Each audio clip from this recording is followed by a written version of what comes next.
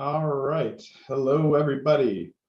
You can hear me and the audio sounds good. If you could let me know in the chat, that would be awesome. I've got it muted, obviously, so I don't get a bunch of feedback. But if the audio sounds good, let me know in the chat, and we will get this thing kicked off.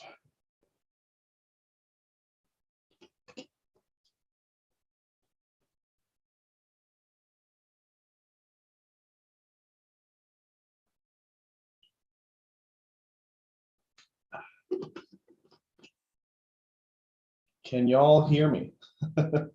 Anybody? Help. All right, I'm going to do it. I'll have to do it myself. Let's see here.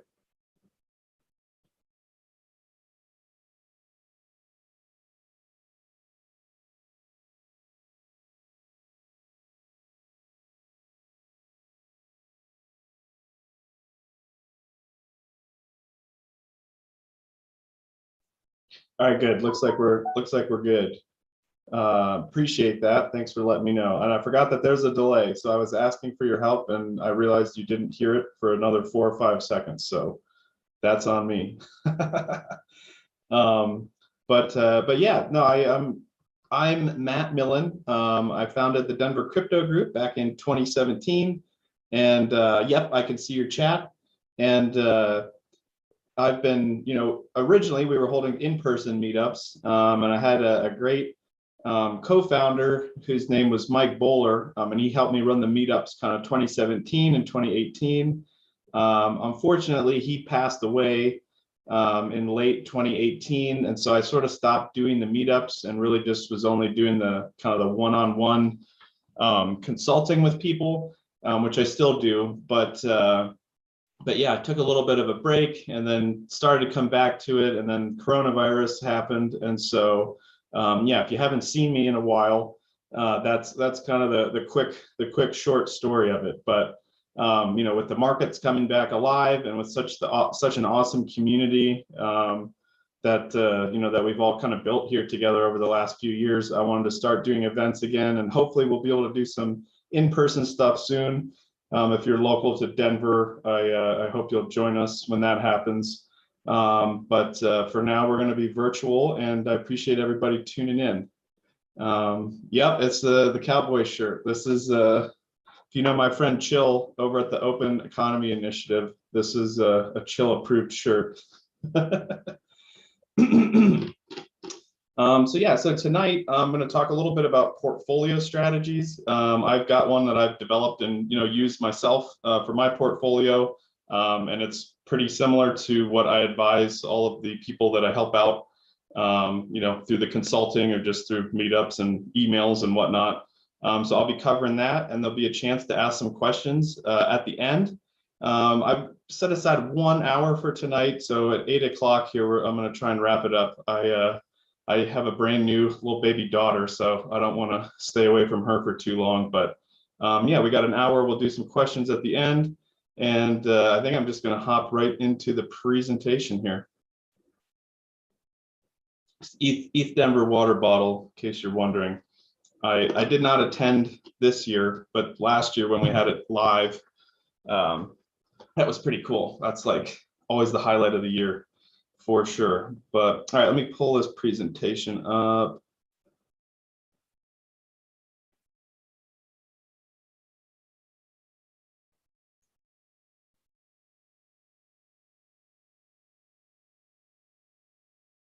All right. I think it's still showing me. Let's look here.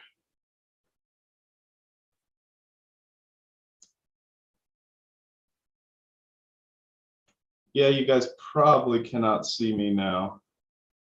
Oh, no, nice. It kept me up in the corner. Awesome. Okay. So this is the portfolio strategy presentation. This is all about growing your crypto the right way.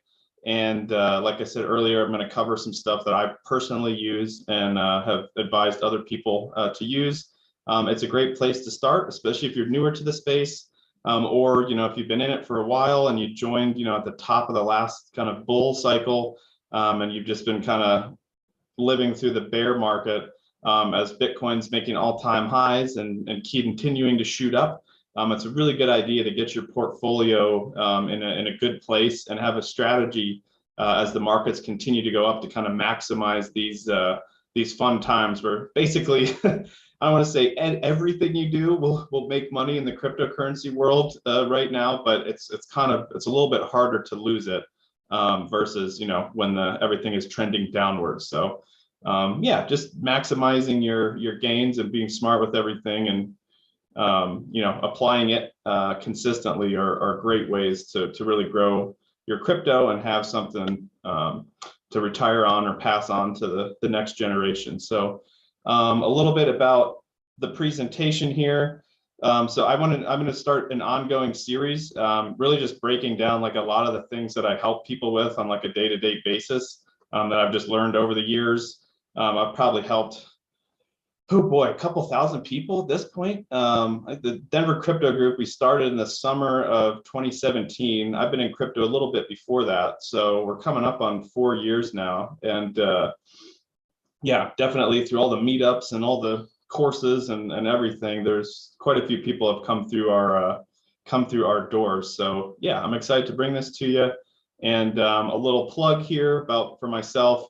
I do offer one-on-one consulting, and it's pretty like A to Z type of service, really anything crypto related. So like portfolio strategy and management. I helped write Cryptocurrency Mining for Dummies that you can get in Barnes and Noble and like on Amazon. So crypto mining, initial offerings and investing in, newer opportunities that are just coming out, stuff with taxes, DeFi, more on Ethereum, but including yield farming, NFTs and investing in that, just some basic trading stuff, and also the more fresh types of skills like setting up exchange accounts, purchasing correctly using a hardware wallet, transferring your crypto, and setting up a trust or some sort of will and testament to pass your crypto on properly to whoever you want after you pass on. So if you need any help with any of that stuff, let me know. I'll put my email at the end here. But yeah, with that being said, let's just get into it. So yeah, the key takeaways after I'm done with this tonight, I would like you to know how to structure your portfolio, how to choose what cryptocurrencies you want to hold in your portfolio, how to rebalance it on like a quarterly or maybe monthly, weekly time frame, whatever works for you. And then last but not least, just some cybersecurity basics. I feel like I'm doing everyone a disservice if I don't hammer on these, especially if it's a presentation kind of focused at newer people in the space like tonight's is. So yep, those are kind of the 4 main areas. And by the end of this, you should have a good idea, or at least a better idea about all of them than you did when we started. That is the goal. So first up, we've got portfolio structure. The portfolio structure that I've found to be really worthwhile and works for me very well is having kind of a 2-part portfolio. So 90%, like if I have, let's just say I have, $10,000, that's the total value of my portfolio. 90% of that, or about $9,000, is going to be allocated to what I consider the core of my portfolio.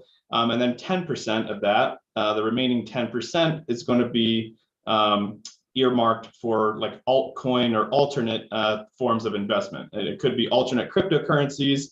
It could be, alternate methods of making some profit. So things like trading or, yield farming, NFT investing, things like that. But the core of my portfolio is really just buy and accumulate. It's not quite buy and hold, although it very easily can be, but it's primarily buy and try to accumulate more of those cryptocurrencies that I have in my core portfolio. And then, 10% of it, trade it, flip some NFTs, throw it into yield farming, whatever. If you totally fail at it, you still have 90% of your cryptocurrency left over. That's not too bad. And that's a good, from what I'm pretty risk averse when it comes to crypto, even though crypto is definitely a risky investment and you should not put in any more than you're willing to lose. But everybody's portfolio is going to be dictated by their own personal risk appetite. So the level of risk that you're comfortable with is really going to dictate maybe the percentage allocations of your core and your alts. For me though, and over time, and for a lot of the people that I've helped with it, 90% to the core, 10% to the alts seems to be a really good number that works for a lot of people. And it's a good balance between still being able to take some riskier investments, but keeping the majority of your portfolio protected and safe, because it's people try to get it, and there's lots of ways to lose your crypto, unfortunately. And so the last bullet point there: accumulate the core cryptos, whichever you've identified as the core, and then take profit on your alts. So basically the 10% that make up your altcoin portfolio are used to grow your core portfolio. So whatever you got to do with that 10%, whether it's getting into really crazy initial offerings that have a 1 in 100 chance of going to the moon, but you invest in 100 different of them, so one of them takes off and it pays for the rest of them. You can do something like that, but you're taking the profit of those. You're not holding them long term. Whatever you're doing in that alternate portfolio, you're using that to then go turn around and buy more of whatever's in your core portfolio. So that's kind of the basics, overall theory behind the structure of the portfolio. You've got your core, you got your alts, and you need some percentage for each. 90% core, 10% alts seems to work the best for me personally, and a lot of the people that I've helped. All right. So the next spot we've got here is about choosing the cryptocurrencies that are going to go into your portfolio. The core portfolio, I think the best, you don't want to get too crazy with it. The core portfolio is really going to be like 3 to 5. 5 is kind of the maximum cryptocurrencies that you consider like the best in class, like the top. If you split some of these different projects sort of into buckets, what cryptocurrency is at the top of the bucket? So for an example, for Ethereum, Ethereum is a platform coin. They offer programmable smart contracts and programmable interactions with the blockchain network. They've got a virtual machine, but they're a platform coin, and people can build on top of it. They can build software dApps. They can build things like decentralized exchanges and different protocols. There's a lot of programmability and functionality that Ethereum offers, and so for that reason, it's in the platform currency bucket in my mind. And so you have other cryptocurrencies that would also be in that bucket. Would be things like Cosmos, Polkadot, Cardano, Neo. Those are all also platform coins that other projects can build on top of, and then they just get to take advantage of the bigger community and security that comes with having a larger, kind of more robust blockchain network. So there's a lot of cryptocurrency projects that are built on top of Ethereum. Right now, in my opinion, Ethereum is the #1 platform cryptocurrency. It has the most people in terms of developers working on it. It has the largest amount of users. It has the most value being transacted, and it's really not even close. Unfortunately, the transaction fees are really high right now, and that's a pretty big critique that I've seen a lot of people level at it.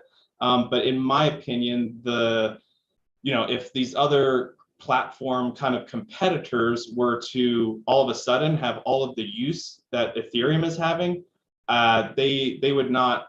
I think that some seams would appear, or some cracks would appear in kind of a lot of these claims that are being made about how they're the Ethereum killer. They could handle all of this transaction volume. I mean, in theory, yes, they probably could, but it's a lot different in practice. And with the blockchain world, it's so unforgiving. If you have any kind of bug in your code or flaw in the implementation, it immediately gets exploited, and usually people lose millions of dollars. And I don't want to make Ethereum sound like they're perfect. They've absolutely had those types of exploits, but those are more in the past, and I feel like they've done a good job of responding to them. And so I kind of trust Ethereum. They've got a lot of big community. They've got a big developer team. I mean, it's open source. They have a lot of developers working on the code. And also they kind of have that experience that you can really only get by having a ton of people using your platform. So yeah, that would be an example of why I include Ethereum in the core portfolio for the DCG. I feel like it's in the platform cryptocurrency bucket, and it's the best in class in that platform. I'm sorry, in that platform bucket. The other two that I have in the core are going to be Bitcoin and Monero. Bitcoin I consider best in class for the store of value class, not cryptocurrency, not transactional, but just store of value. So like over time, you know, the whole digital gold narrative. Cryptocurrency or Bitcoin started out as, you know, payments and digital cash, and it's kind of evolved into this store of value because you know, buying a cup of coffee on Bitcoin is not quite the easy, cheap process that was sort of the original intention. But in terms of store of value and like the first thing that everybody sees when they get into cryptocurrency, Bitcoin is going to be the king for the foreseeable future. You know, you could make some arguments that if Ethereum pulls off their transition into ETH 2.0, that they could flip Bitcoin, but I don't see that happening this year. So for that reason, the core Bitcoin is going to make that core portfolio for me. The last one there is Monero, and I love Monero. I've mined Monero. If you watch any of the videos that I do with Chill on the Open Economy Initiative, we've been just like really, well, she's mostly been doing it because I've been kind of on paternity leave, but we're big Monero fans. It's pretty obvious if you go over and look at that channel. But yeah, I've mined it for a while, and it's just it's a really awesome project, and there's really no central leadership. It's all just the community, and they've been able to organize and make progress, and in my opinion, have some of the best privacy technology that's out there. There are definitely competitors and alternatives to Monero when it comes to like pure privacy technological capability. But I just really enjoy the community. I really enjoy the resources that are available. And they have the third most nodes out of any cryptocurrency project. I think they're like number 15 or 17 or something on CoinMarketCap. And in terms of like people supporting the network and running nodes to keep everything secured, Monero is like third. It's like Bitcoin, Ethereum, and Monero. So they're, in my opinion, quite undervalued. And the reason that they're in my core portfolio is they're in the transactional bucket.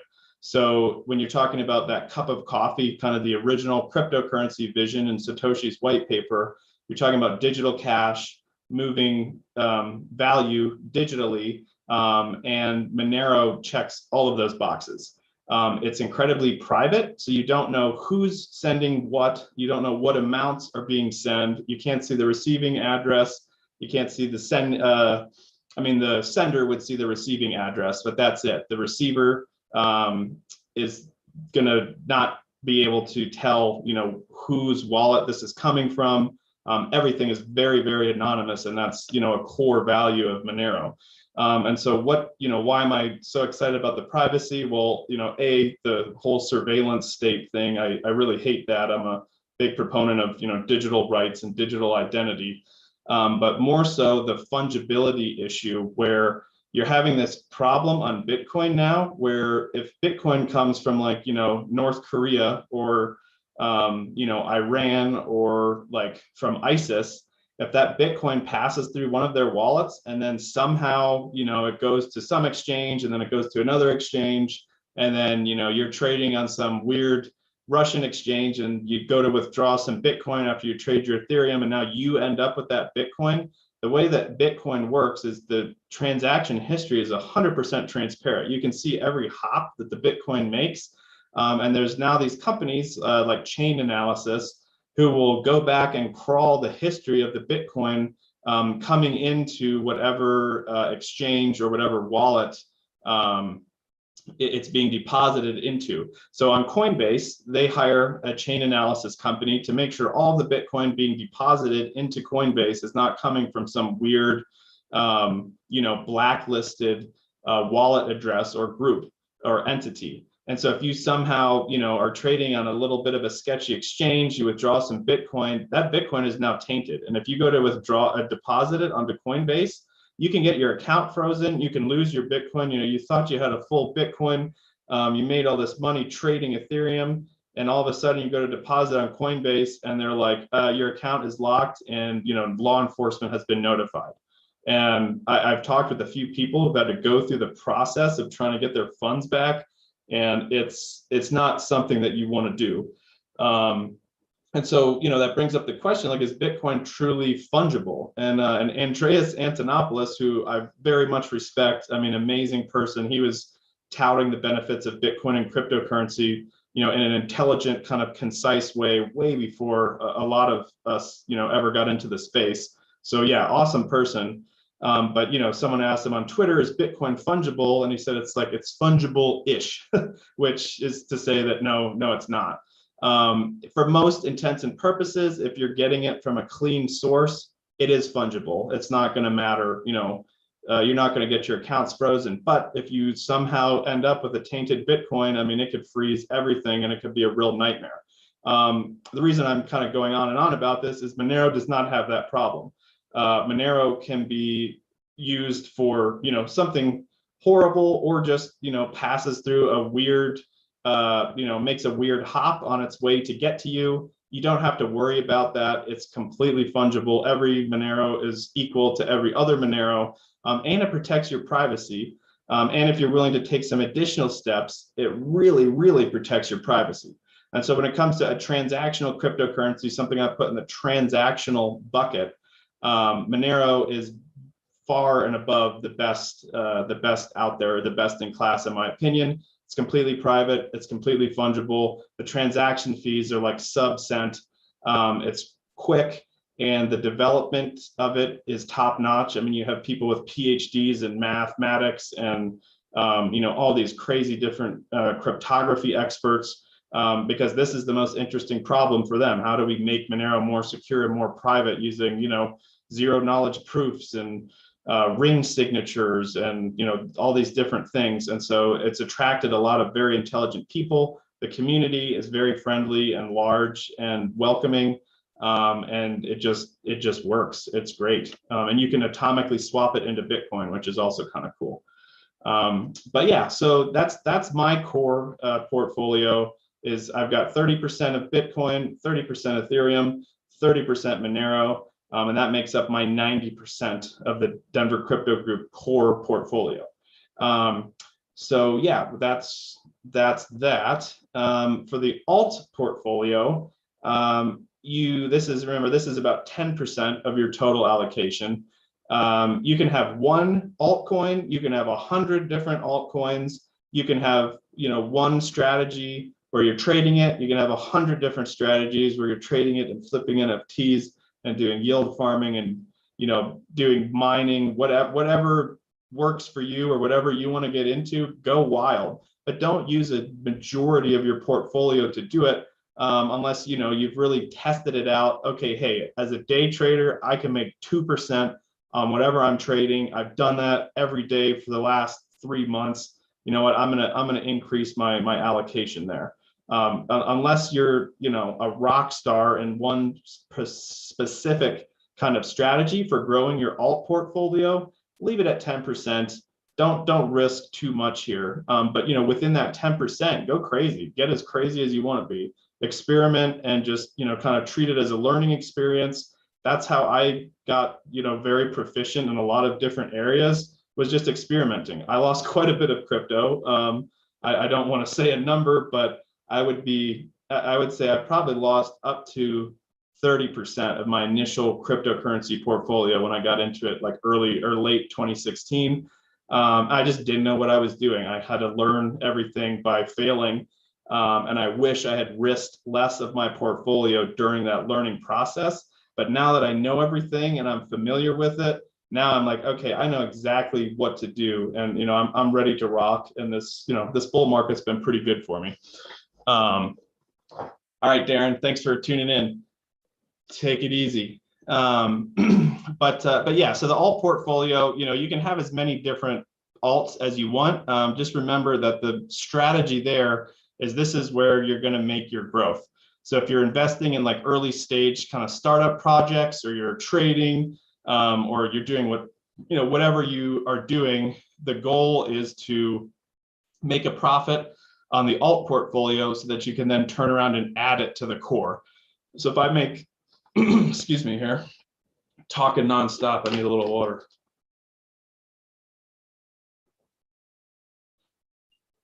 So if I'm day trading and I make 3% on my day trading, I'm going to turn around and I'm going to immediately convert that into some Bitcoin, some Ethereum, or some Monero, whatever I need, to add a little bit more of to my core. I'm not going to just sit there and keep trading it and trading it and trading it. I'm going to just pull that profit out, and then the next day, kind of rinse and repeat. A few guidelines for choosing, what goes into the alt portfolio. Sometimes if you're newer to the space, you're not very familiar, do a lot of research, do a lot of diligence, identify your 3 to 5 core cryptos. And then, during that process, you're going to realize what the competitors are to that bucket. So you want to, have the best in class as your core. But, the 2 or 3 competitors that were in the same bucket but didn't make best in class, they still might be a decent investment. Cardano's been doing great. Polkadot's been doing great. Those are competitors to Ethereum. But as an alt portfolio where you want to just like take some profit and grow your core, they have been, good investments in that area. Another one is kind of unproven or emerging projects, doing your research on what's coming out as like an ICO, initial coin offering, or an STO, a security token offering. There's a lot more risk in those, but there's a lot more reward as well. So if you can, develop a good process to vet initial projects coming out, and, you get into them very early before everybody else knows about it, you could make, people make pretty good returns on those investments. But, a lot of those projects also fail and you lose everything you put into it, or almost nearly everything. The last one there, higher market cap cryptos are generally going to have less risk. I put an asterisk there because that's not always the case. I mean, BitConnect was like, I think BitConnect cracked the top 10 or the top 15, like back in the heyday. And for those of you who aren't familiar with BitConnect, it was a complete pyramid scheme. Like the only way that it kept going and didn't all fall apart was that there was more new money and people buying BitConnect and getting involved in it than there were people like leaving and taking their profit. So it worked as long as the inflow was more than the outflow. But when the market started to correct, actually it might have even been before the market started to correct, the outflows were outpacing the inflows of all the new kind of suckers coming into it.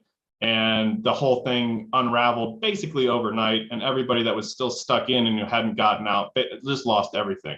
But they were a very high market cap project. So in general, higher market cap cryptocurrencies, if you go to coinmarketcap.com and take a look at them, are going to be less risky, but still definitely do your own research. Just know what you're investing in. That's really a great rule of thumb. What are you investing in? Why are you investing in it? And that process of learning, what you enjoy investing in or what you think is interesting will inform your core portfolio. And will inform kind of your overall portfolio strategy and ongoing management. All right, so that's choosing the cryptocurrencies to put in your portfolio. And then kind of lastly, we have the portfolio rebalancing. So what I like to do is, obviously I start out with equal amounts of Bitcoin, Ethereum, and Monero, but over the course of a quarter or 3 months, Ethereum might grow more than Bitcoin and Monero might grow a little bit more than Ethereum. So at the end of that 3 months, I'm no longer 1/3, 1/3, 1/3. I'm some variation on that. And so what I like to do is I like to do a reevaluation of all of the cryptocurrencies in my core portfolio. So I take a look at Bitcoin, fundamentally, what's it doing? What's the community doing? What's the development team doing? Were they working on something the last time I checked? Have they completed that like roadmap item? Are they about to implement a new feature, release something? Just get myself up to speed on the current state of things. And if I like the evaluation, nothing has changed that's really scared me, then you know what? Hey, they are going to be re-included in the core portfolio for at least the next 3 months. And I'm going to rebalance so that I have an equal amount of this crypto. So, I go through, do that for Bitcoin, for Ethereum, for Monero. I find out, okay, everybody's still doing well, making progress. I want to keep them in my core portfolio. And now it's time to rebalance. I don't rebalance every single quarter. I definitely do the evaluation.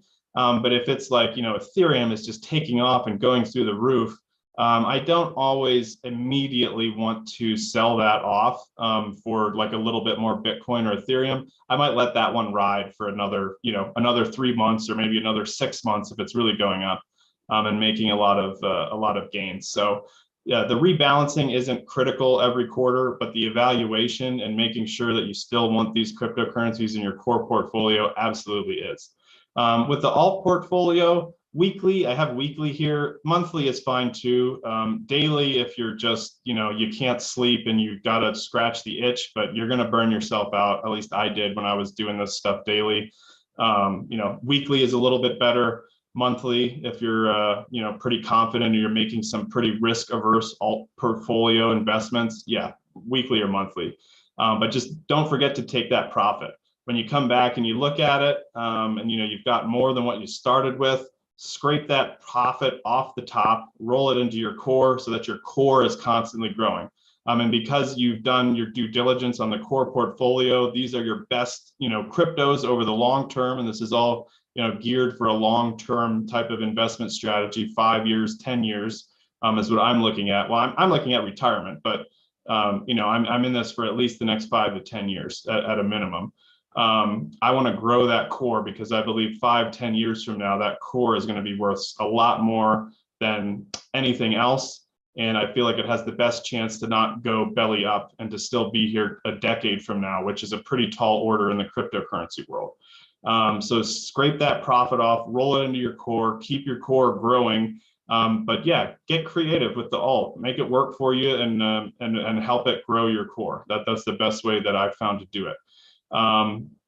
If you're doing your evaluation and you're like, I don't know if I want to include, Bitcoin in my core portfolio for this next quarter. Just remember, you really need an incredibly compelling reason to remove it or to replace it with another one. Like, okay, Ethereum has totally failed its switch to Ethereum 2.0. We have no idea when the staking is going to be, 100% and the proof of work is gone. They had a huge exploit and, Polkadot is just eating up all of their developers and community and projects being built on them. Okay, I'm thinking that I might either split Ethereum and Polkadot in my core or just get rid of Ethereum altogether. Like you need something where it's the the walls are crumbling and the roof is caving in to take it out. And otherwise, leave it in there, ride it out. A lot of times the crypto marketing and the crypto news cycle is really good at making you very fearful or making you feel like you're missing out. And most of the time the emotions are just BS and you should ignore them. Yeah, when it gets to the alts, much lower burden of proof. Don't worry too much about whether or not they're going to be here 5 or 10 years from now. Really, the altcoins are, is this going to make me more than what I have to put in? That's really your main decision when you're doing that. But if you don't want to be checking it every day or every week, then you do want something that's maybe a little bit more long-term proof. It's not, you're more confident that it's not going to go away overnight. But it's just, yeah, that's a bit of a personal decision. What risk level are you comfortable with? We'll inform that. So, excuse me. So the last one here is cybersecurity, and I'll go through this kind of quickly because it's hopefully most of you have heard a lot of this, but the main takeaway here is being a rock star with your portfolio, you can have the best strategy ever and be growing that thing like nothing anyone's ever seen. It doesn't mean jack shit if all of your cryptocurrency gets lost or hacked, or you lose access to your private keys and it's just gone. So really the first step, and I probably should have put this slide first, but everybody gets kind of their eyes glaze over when you start talking about the tedious bit of cybersecurity. But this is the most important step that I've outlined easily tonight. And the best, like the quickest, easiest things that you can do to kind of go from 0 to 1 in terms of your cybersecurity are have a dedicated email for anything that's crypto related. So your exchange accounts, if you're signing up for wallet services or newsletters, keep it all in the same email and just dedicate that email to crypto, and make sure you lock down that email account. So you've got a unique, strong password that's not used anywhere else. And it's got two-factor authentication. So you have to get a little code either on your Google Authenticator or something, some other type of code generating two-factor authenticator service. And that's how you log into that email. Also, password manager are a great way to create unique, secure passwords. And then you just have one master password that you need to make very, very secure. Don't store that master password anywhere digitally. Either write it down on a piece of paper or maybe on a couple pieces of paper and store them in two separate physical locations in case you forget that master password. But password manager, generating passwords, great way to make sure everything is secured, and you also get an ease of access, which is nice. Third, we've got hardware wallets to store the cryptocurrency.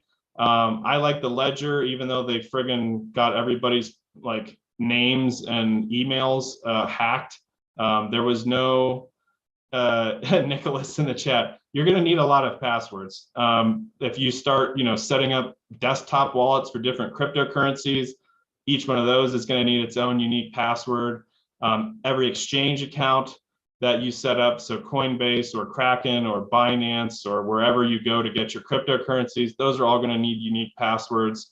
Yeah, the crypto game, there's a lot of passwords. But back to the hardware wallet thing, I still use Ledger. The security has not been compromised, but they did lose everybody's names and emails, and so people have been getting phishing emails trying to steal their, get you to enter basically your 24-word seed phrase into a scammy, malicious site so that they can steal your crypto. But as long as you're not entering your seed phrase in anywhere, the hack doesn't directly affect you, although it's really not. I would have much preferred it didn't happen, and it kind of upsets me, but I do still use them. But Ledger, Trezor, KeepKey, these are all good hardware wallets where your private keys, which is basically the key to the safe where all your crypto is stored, that unlocks that safe. Those 24 words are kept somewhere where if you connect to a computer full of viruses or somebody breaks into your house, they're not going to be able to get their hands on your cryptocurrency. And it's not stored on an exchange where the government could seize it, or the government could shut them down, or the exchange could decide, hey, we don't want you as a customer anymore. Boom, everything is frozen, and all the crypto you have on Coinbase or Binance is no longer yours. It was really never yours to begin with, but you don't realize that until you can't withdraw it. So hardware wallets to store your core portfolio, highly recommend it. Fourth there, bookmark the crypto websites. Make sure you're going to Coinbase.com, Binance.com, Kraken.com. I'm pretty sure they're .com. Don't quote me on the Kraken one. But there are websites that look like Krako.com, and it looks like Kraken in your URL bar. But as soon as you log in, they go over to the real Kraken and access your account and try and take all your crypto out. So bookmark your crypto websites, make sure they're good. I usually just go to coinmarketcap.com. Search whatever cryptocurrency I'm looking for, and then go and use the link there on coinmarketcap.com. Lastly, SIM-lock your phone. A common scam that's been happening is people will call up your phone service like T-Mobile and just over and over and over again keep calling it until they finally get somebody that doesn't do the security check, and then they say, hey, I'm Matt Millen. I have a new phone. Here's my new phone. Transfer my number over to this new phone. And then they do it. And that happens fairly frequently. The phone companies kind of suck. But if you call them up and say, hey, I want a SIM lock on my phone, you cannot transfer my service to a different phone without this A, B, and C happening. That's a great way to prevent something like that happening to you. But more importantly is to just use a two-factor authentication that is not a text message to you. Because the strategy with people porting your phone over to a different number is now all of a sudden they go to Kraken and they try to log in, and Kraken says, okay, we texted you a code, enter that code in so that we know it's really you. Well, they've ported your phone number over. Now they get that text and they're into your account. So, you want to use something like Google Authenticator as a two-factor authentication. If you don't like Google, there are some open source alternatives, like I think it's Aegis, AEGIS, and then there's like free OTP. Those are a couple open source ones. I think Aegis is only for Android, but free OTP is also for iOS and Android. YubiKey is another one that's like an actual physical device that will give you a code. But yeah, just don't use the text one. That's bad. But yeah, that's a quick and dirty on the cybersecurity. Again, this is the most important part of the presentation. But if you're already doing this or you're going to do this, then I think the rest of it will be pretty relevant. Google Authenticator, Nicholas, you're just going to go to the App Store or Play Store if you're on Android, App Store, I think if you're on iPhone, Google Authenticator. And let me type that in. Search for that, it'll come up. It's a gray icon. It'll have like 1 million downloads. And then it'll ask you to scan a little code. Like if you go to Kraken and set up your two-factor authentication, they'll give you a QR code, you scan it with your phone, and now you get a 6-digit code that's regenerated, I think, every 90 seconds inside the Authenticator app. And when you go to log into Kraken, whatever that code is being displayed, it's like a one-time code. You'll just enter that in after you put your password in, and that's how you log into this exchange. So it's an additional layer of security to make sure nobody's accessing your crypto account on the exchange that shouldn't be. Yep, that's Google Authenticator there. So, all right, I think this is the last slide. So this is the current portfolio that I have. I've got 30% in Monero, 30% in Ethereum, 30% in Bitcoin, and then I've got 10 of these altcoins at 1% each that I have kind of varying reasons for getting into, but that I've been able to make a decent profit on during this bull market cycle. It's coming up in the quarter here, so it's going to be time to rebalance and scrape a little bit of profit off of these 10 altcoins that have been, the ones that have been profitable rather. And I'm going to just roll that in equal parts into Monero, Ethereum, and Bitcoin. This isn't a current snapshot because there's been a little bit of like growth. So it's not an equal 30%, 30%, 30%, but this is what I'm shooting for. And this is probably what I'll shoot for when I do my reevaluation here coming up. But yeah, if you're, wondering what these are, you can't see the screen here. I've got 30% Ethereum, 30% Monero, 30% Bitcoin, and then at 1% each are the following cryptos. I got Basic Attention Token, the Republic Protocol, which is REN, Decentraland, which is Mana, really cool, like digital metaverse that people own parcels of land in and can put up like shops and different things. I own some Binance Coin, Chainlink, Polkadot, the FTX token, which is the FTX platform. It's just a trading platform. I have 1% of NEO, which is kind of an Asian platform cryptocurrency alternative to Ethereum. And then Uniswap, which is an Ethereum decentralized exchange.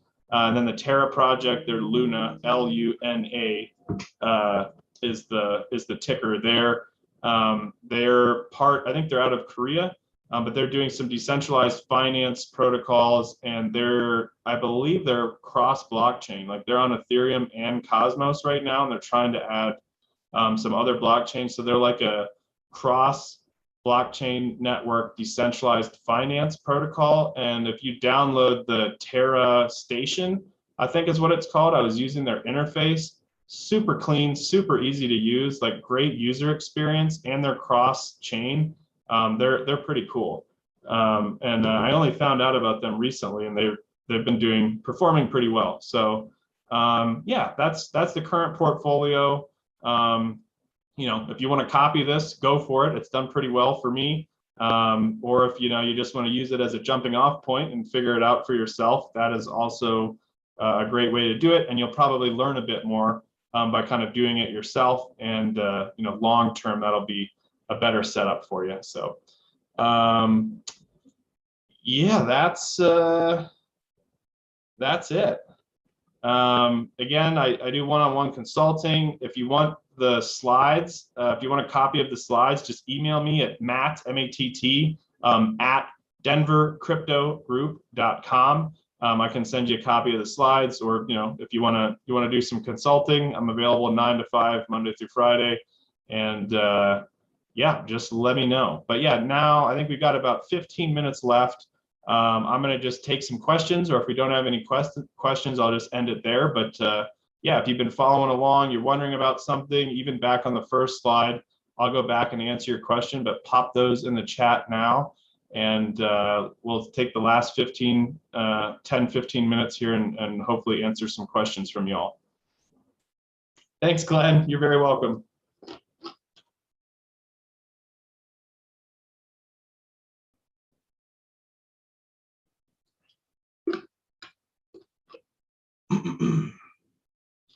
Best places to keep updated on crypto.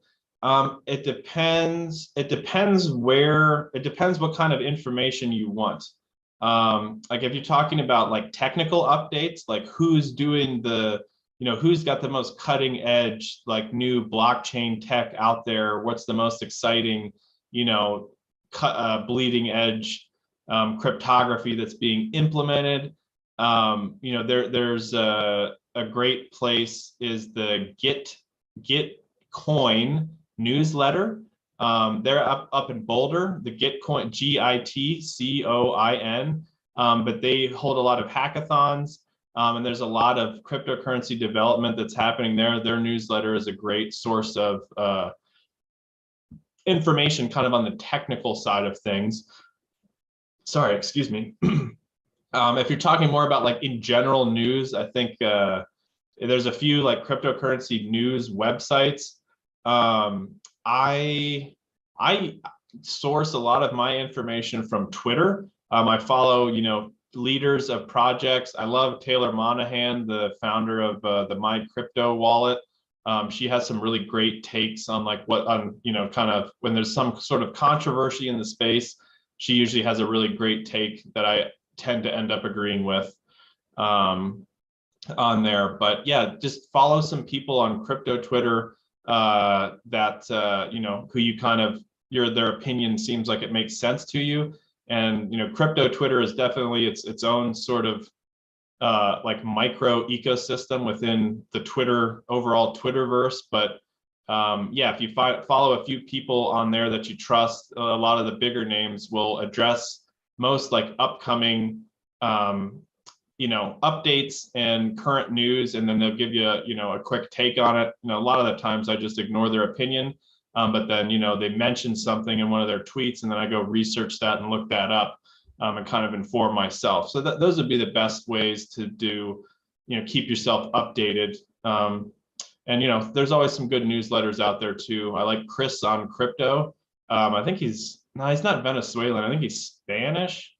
I forget what nationality he is, but he puts out like his Bitcoin and Ethereum, like technical analysis thoughts, like maybe once or twice a week. And he's got some really good information. Yeah, Chris on Crypto is his Twitter handle. And if you follow me, like at Denver Crypto Group, but group is spelled GRP. If you look and see who I'm following, you'll see a lot of those people that I'm talking about. If you want to, if you want a shortcut, definitely add your own people. But if you follow me on Twitter, you can see who I'm following, and then add whoever you'd like from there. Okay, that was Nicholas's question. Yeah, besides you, I don't really, I should publish a newsletter. I haven't been, I've been thinking about it. I used to, I kind of want to again, but I'm not currently. If that changes, I'll let everybody know. But yeah, for now, just subscribe to this YouTube channel or go to the Denver Crypto Group on meetup.com, and that will let you know. Or you can email me and say, hey, add me to the email list, and then I will add you to that. But that's how everybody kind of figures out when we're holding an event, when there's going to be a live stream, and what exactly we'll be covering. David, Matt, any future discussion regarding staking tokens? You know, that's the third person who's asked me about it. I probably should. Yeah, stay tuned for that. Good to see you, David. David goes way back. He's like one of the original members of the DCG from like 4 years ago. So good to see you, buddy. Yeah, stay tuned for that. I'm going to try and, I don't know if that'll be the next one, but in the next 2 or 3, I'm going to try and cover staking tokens because that's a pretty big one right now. Yeah. Chris Russell, what exchanges are you buying Monero on? Kraken.com is the best for US people. If you want to use a VPN and pretend that you're from Mexico, you can go to Binance.com, the international website. But if they figure out that you're from the US, they give you the 14-day email where you have 14, you can't deposit anything else, and you have 14 days to withdraw everything. Yeah, for Monero, Kraken is going to be the easiest way for US customers. There are some other, if you're really, really into like the privacy and keeping yourself anonymous when you purchase the Monero, there are some different ways to do that, but to explain them right now is not, we don't have enough time for it. But if you email me, I can, if you're interested in that, email me and I'll tell you how to anonymously and privately buy Monero. But if you don't care about that and you just want to own some Monero, Kraken.com is going to be your best bet. All right, Ravi, people on Visa can do the core crypto you talked about. Do you mean like a work visa, or do you mean like using a Visa credit card? I'm not sure which you're asking there. Yeah, why don't update me in the chat there if which type of visa you're talking about, and then I will try and answer that. Glenn, what are your thoughts on staking sites like Celsius and BlockFi? BlockFi is pretty solid. Celsius, I think, is also solid. I don't have as much experience with Celsius, so take that with a grain of salt. The one thing about BlockFi that I did not like was when so BlockFi will allow you to deposit crypto, and then you immediately get to earn like 7% annually on that crypto. So if you deposit 10 grand of Bitcoin or Ethereum, 10 grand of Ethereum onto BlockFi, 1 year from now, you will have, what is that, $700 of Ethereum, and they'll give it to you in Ethereum, which is awesome. The downside is if you go to take a loan out with BlockFi, because they also offer a loan service. So you can deposit 10K of Ethereum, they will lock your Ethereum on their website, and then they will deposit $3,500 US into your bank account. So you basically take out an over collateralized loan through BlockFi, and I'm assuming Celsius does the same thing. I'm not super familiar with them. The downside is when you take out that loan, you have to use like 3 times the amount of the loan as collateral, and all of that collateral is now no longer earning interest. So if you had 10K of Ethereum, you take out a $3,500 loan, you've got to use 10K of that Ethereum as your collateral. You're now no longer earning that 7% on your Ethereum. And in fact, you owe BlockFi like 8 or 9% every month. Or I'm sorry, 8 or 9% annually, but divided out over a month, you have to make a monthly payment to them. So you're no longer earning. If you contrast that with a decentralized service that offers something similar like Aave or Compound, those two services do something very similar. You can send them 10K of Ethereum, and then you can also get a loan out in like a US dollar stable coin that you can take to Coinbase and cash out to your bank account. But with them, your collateral still earns interest. So if you deposit that 10K into Compound, you're still earning like 2 or 3% interest on it. And then you turn around and you take out the $3,500 loan and the stable coin. Yes, you do have to pay interest on that loan you're taking out, but you're also, it's being offset by some of the interest that you're earning on your collateral. So BlockFi Celsius, BlockFi is a solid project, but it takes a little bit more technical know-how to use Aave or Compound, but it's kind of superior in my opinion, because A, it's very battle tested. They've been around for a while. They've been audited, the smart contracts that run it all, and it's not centralized, whereas BlockFi has a team of people running it. Compound just exists on the Ethereum network as a smart contract, and it's all programming logic. So you know when you deposit it in that you're going to be able to get it back out as long as you meet the ABC criteria, whereas BlockFi could do something and just like lock all your funds up. Not that they would.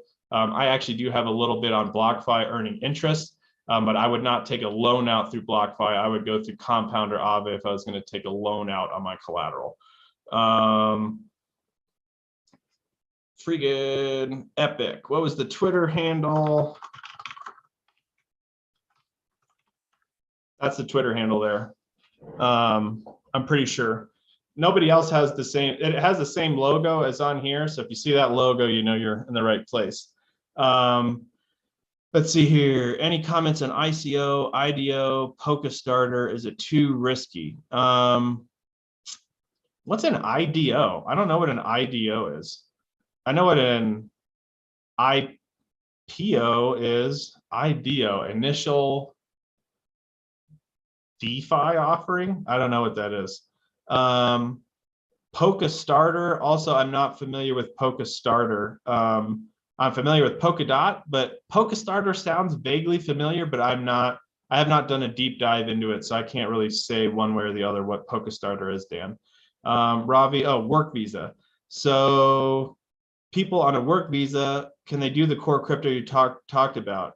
That's a great question, because all of these exchanges require KYC and a bank account. So that's something I'm not actually sure about. I'm assuming someone on a work visa can open up a United States bank account. And if that's the case, then yes, you should be able to do that. Because if you can open up a bank account, then you can absolutely open up a Kraken account. If you're able to open up like a Kraken account or a Coinbase account and then link your bank account to it, you can deposit money into Coinbase. Then you can buy your Bitcoin, your Ethereum, or your Monero if you're on Kraken. And then you would be able to hold those three that are in my core portfolio. So I believe tentatively the answer is yes, but it's kind of predicated on you being able to open up a US bank account, but I'm pretty sure someone on a work visa can open up a US bank account, because otherwise kind of what's the point of being here and working if you can't deposit any of your money. So yes, tentatively I would say yes. And check out Kraken. Kraken is a little bit more KYC friendly. Although Coinbase isn't bad, but people hate Coinbase. I don't mind them, but they are like a big corporation that mines your data. So there is that. But it's kind of like at this point, in terms of like ease of access, it's sort of a necessary evil, in my opinion. But yeah, I know people hate Coinbase, so Kraken's good too. All right, Dan, initial DEX offering. It's a new project on Polkadot. Sounds interesting. Yeah, Polka Starter. I think I would want to know who is the team that's doing it. I mean, they're building on Polkadot, but I'm assuming that this is not something that like Parity Technologies or like the Web3 Foundation is like explicitly funding or is like developing themselves. Like Parity's a kind of the tech arm behind Polkadot, and Web3 is kind of the foundation that funds a lot of the Polkadot like marketing and community stuff. So if they're not involved and this is like a pure third party doing the Polka Starter, I'd want to know who the leadership is. I'd want to know how much funding they have. I want to know if they have a track record of doing anything in the crypto space before, like what their experience is. And then like, what are they promising? Are they promising some kind of crazy DEX that's zero fees and like, you can't lose on any of your trades? Like that's probably BS. But if it's just something like, hey, we're making Uniswap on Polkadot, then, and here's how we're going to do it, and it seems reasonable, then that could be a great initial offering to get into. Initial DEX offering. All right, I was close with DeFi, IDO. Nice. But yeah, that'd be my 2 cents on that. But I don't have an informed opinion on it. So yeah, that's gonna do it, everyone. I really appreciate you all tuning in. If you want to be on my email list, and if I start doing the newsletter, you'll be the first ones to get that. Email me, Matt at Denver Crypto Group. If you have any consulting stuff or questions, email me. If you are interested in, what was I going to say? Oh, cryptocurrency mining, definitely let me know. But yeah, otherwise, have a good one, and we'll do another one of these kind of introductory events geared towards newer folks in the space here really soon. And I remember what I was going to say, meetup.com, Denver Crypto Group. I don't get your email that way, so I can't email you, but that'll let you know when the next live stream is. But so will Twitter and everything else. Yeah, that's going to do it. Appreciate everybody coming out. You're very welcome. Good to see you, David. Dan, you're welcome. Jacques, you're very welcome. And I hope to see you all next time. Until then, keep hodling and good luck. See ya.